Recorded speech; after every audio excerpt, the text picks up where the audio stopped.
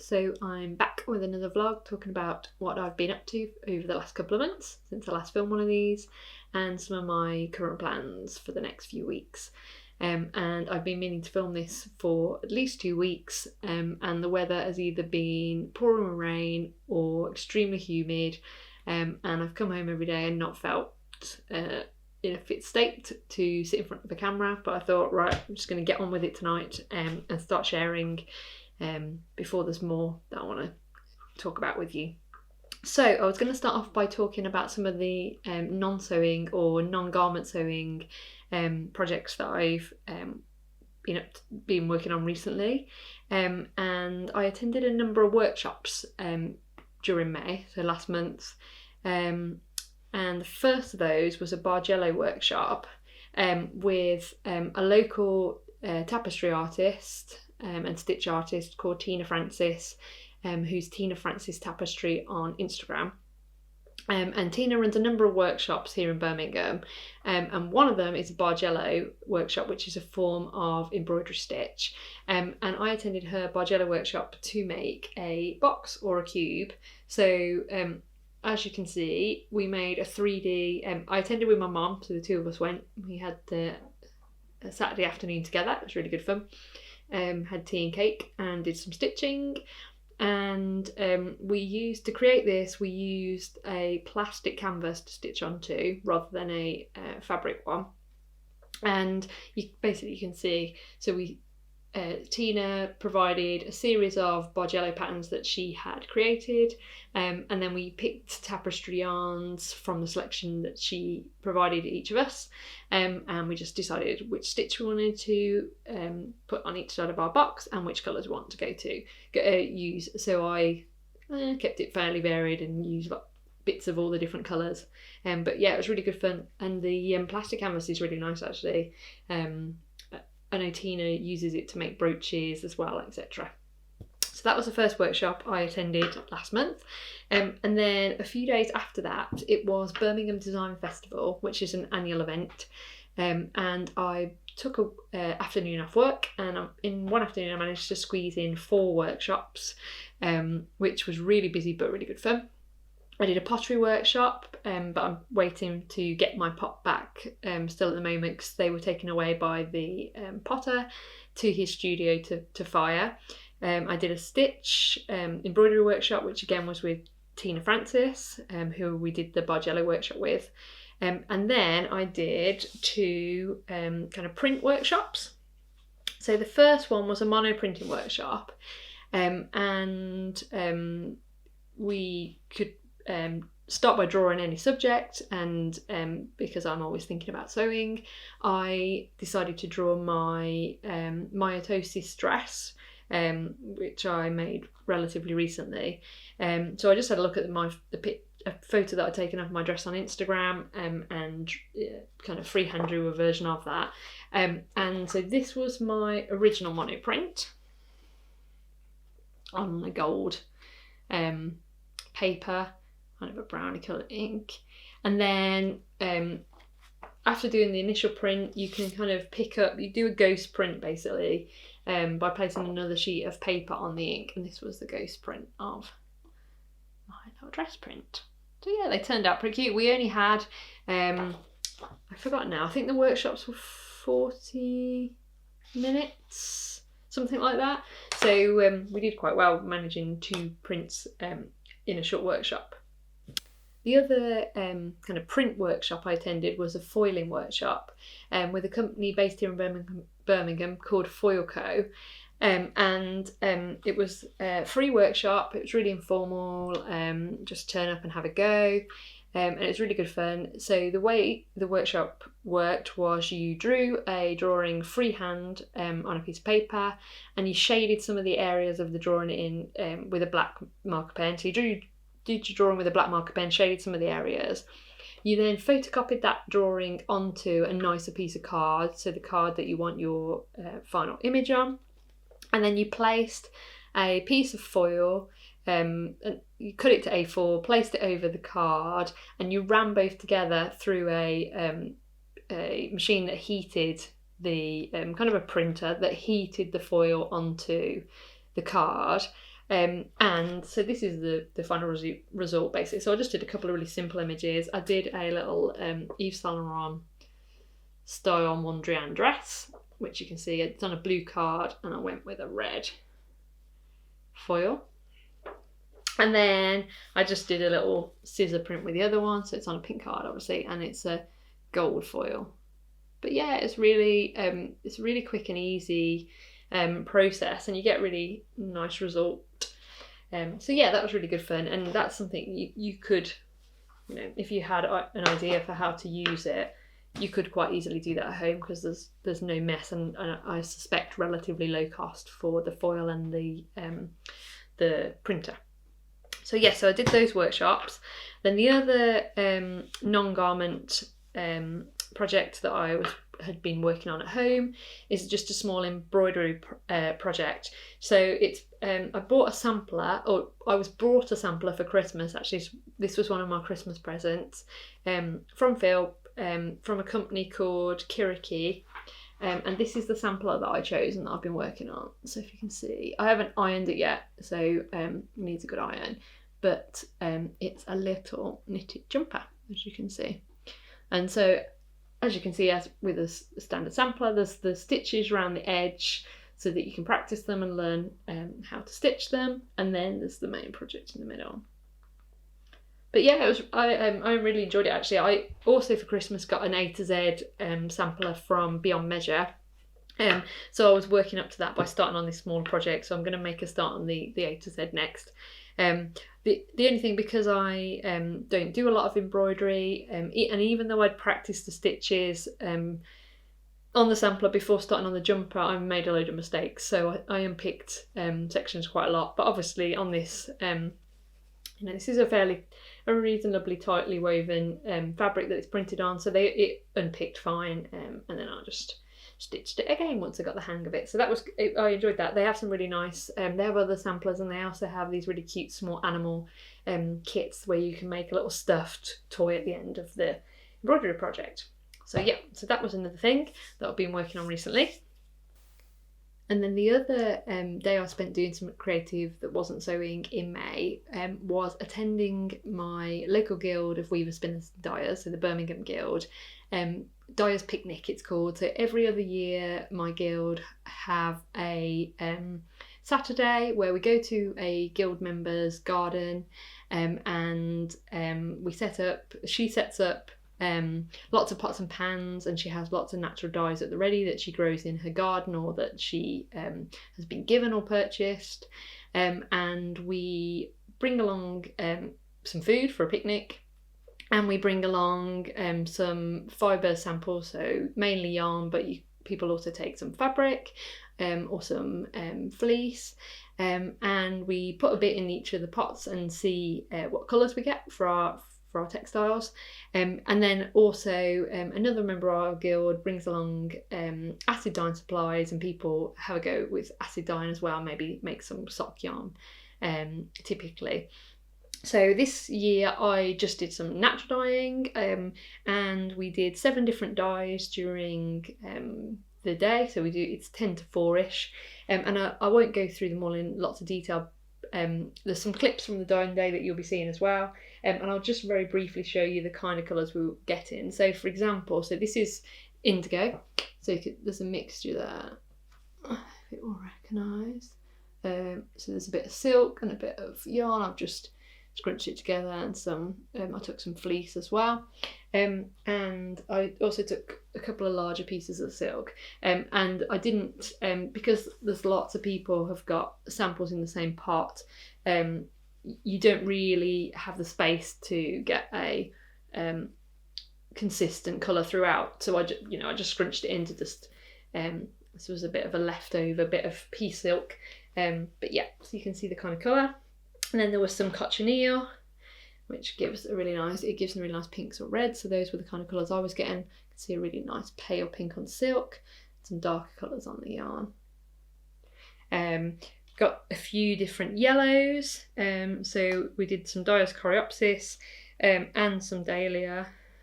These were the kind of colours we were getting. That's the Dyer's Coreopsis. See, the silk's quite pale, the yarn's quite dark. picks it up, and this is the what did I say? Oh yeah, the dahlia. So that's a bit paler.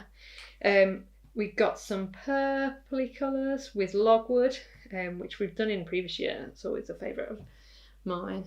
They're quite dark purple. We've got brighter purples than that before, but so that's the logwood. And then I think that was the logwood silk actually, which is a bit browner. And then we got a couple of brownier colours. So this Wellingtonia wood chips, which is this one, and some lichen as well. So it's kind of a bit yellowy on the yarn, but quite brown on the silk. But yeah, it's always just really good fun to just take some fibres along and see what colours we get. One of these years, I was quite organised this time in that I had all the samples ready, so I had 2 different types of yarns prepared. I had some silk samples prepared, and I had some fleece, and obviously all of this was mordanted in advance so that it would take and hold the dye. But one of the other members of the guild had she'd got a wool blanket, cut it into squares, and she'd mordanted that and took that along. So one of the years, well, in 2 years' time, next time we have it, I would be really good. I would like to prepare some bigger pieces of fabric that actually then could be sewn into a jacket perhaps or something. But yeah, so that was the Dyer's Day at Guild. So sewing. So what in terms of sewing, so the first thing I was going to mention was just that the sewing weekend went on sale last month, which you've probably already seen, and the tickets this year sold out in 11 minutes, which is a record for us. So it's really lovely to see that people still want to come a number of years on from when we first launched the event, and there will still be an opportunity. There's still a chance to win a ticket to the event before it takes place at the end of August. So what else? So Pattern Swap 19 I was going to mention. So Emma and Alice have organised Pattern Swap event again this year. I took part, so I have sent a handful of patterns from my own stash around the world, and I was very lucky to receive 5 patterns in return. So I was just going to quickly show you the patterns that I received. So these came from Carolyn, Leslie, Julia and Alex. So thank you all 4 for sending these on. So the first one which so this is the only one which I've already made a start making so far, which is Simplicity 8454. So this is the simplest of the patterns I received in the Pattern Swap, and I'm making this version C, this small top in the middle of the green on this in the illustration, which has kind of ruffly sleeve. So yeah, so I'm starting with this because it was the simplest and quickest, so it was kind of irresistible to start. And Pattern Swap, so if you don't already know, the way it works is that you post on Instagram, you post patterns from your own stash that you're willing to give away, and then you comment on patterns other people post that you'd like to receive, and then the deadline, I think it's coming up, it's early July, I've forgotten now without looking, is the date when this kind of swap on Instagram ends, but also a pattern you receive that you so one of the patterns or multiple of the patterns that you receive, if you sew them up and post them before that deadline, join in with the challenge and you're eligible for some prizes. So this is the one that I'm starting with that I definitely want to finish before the deadline, the Pattern Swap deadline, and I've already cut that out, as I say, in some fabric that I bought back from Korea, I think, so that would be nice to use that fabric from my stash. And then just quickly I'll show you the other patterns that I received are all vintage ones, because I'm always vintage patterns are the most tempting, so I was very tempted by all these.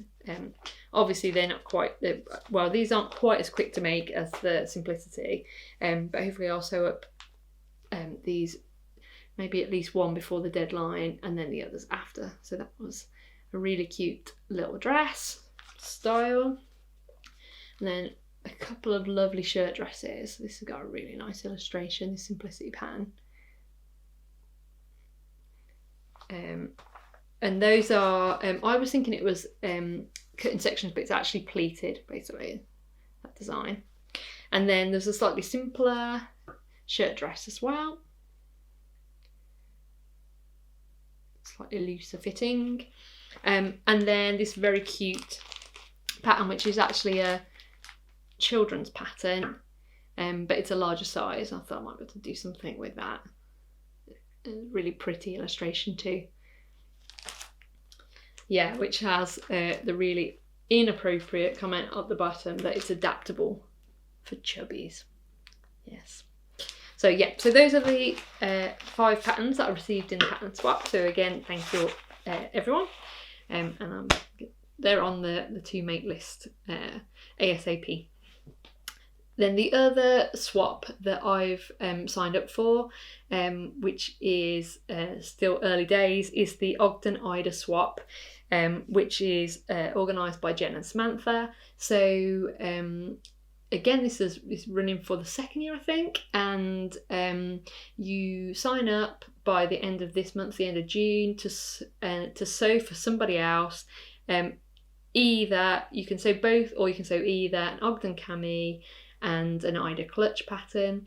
And then so at the end of this month, June, you'll be paired with the person you're making for. You won't know who's making for you. And then you have July to make the clutch and or tank, and it has to be with the recipient by 3rd of August. So yeah, I haven't made an Ogden cami yet, so I've signed up to make an Ogden cami because I thought it would be a great opportunity to participate and also to sew the pattern, and no doubt I'll be sewing some for myself as well after purchasing it and getting the pattern printed out. So yeah, I'm looking forward to that. Looking forward to finding out who I'm sewing for. I also wanted to talk about a couple of favourite blog posts recently, or favourite makes by other people. So these are both Yanta overalls, and 2 friends who live locally, 2 local sewists. Both made really gorgeous versions. So Rach from Rach Against the Machine, and Olivia, who is on Instagram as Orchid's Heart, both made really, really cute versions of the Yanta, which have made me think that I might have to add it to my to sew list. My most recent makes, so the most recent thing I finished, yeah, that's correct, is the Rochester dress by Maven Patterns, and that's what I'm wearing at the moment. So if you don't know the pattern, this is it. I've got the paper copy, and actually this version on the front is really lovely, and it's actually in a crepe, I think, and now that I've made one, I do fancy making another one in a, well, not in a similar fabric, but in a similar weight fabric, because I just think the bounciness of that just works really well with this design. So I made the dress version, and I made it with this, there's 2 collar variations, and I made mine with this the slightly more unusual collar, which has got just a ruffle at the neckline. This fabric's really creasy. It's a Higgs and Higgs cotton, but it does crease, and I didn't re-iron it before this, so you have to allow for the creases. But yeah, it's a really nice simple pattern. It's loose fitting, so it's easy to fit, and then it has a belt at the waist. But yeah, it's got some really nice details, including this neckline. In addition to my pattern swap pattern projects, I wonder if you can guess what I'm planning to make next if I tell you that my most recent delivery in the post yesterday was a whole box of, oops, look inside, shearing elastic. So yeah, I treated myself to a couple of PDF patterns last week, and one of them is Coco Wawa's raspberry jumpsuit. So I've ordered in a good supply of shearing elastic, and I'm hoping to make a start on the raspberry very soon, maybe this weekend, and I reckon that'll be a pretty quick, well, I don't know about the shearing, otherwise it's going to be a pretty quick sew. So yeah, I'm looking forward to giving that a go. I've not done any shearing before, so I shall be watching the YouTube video.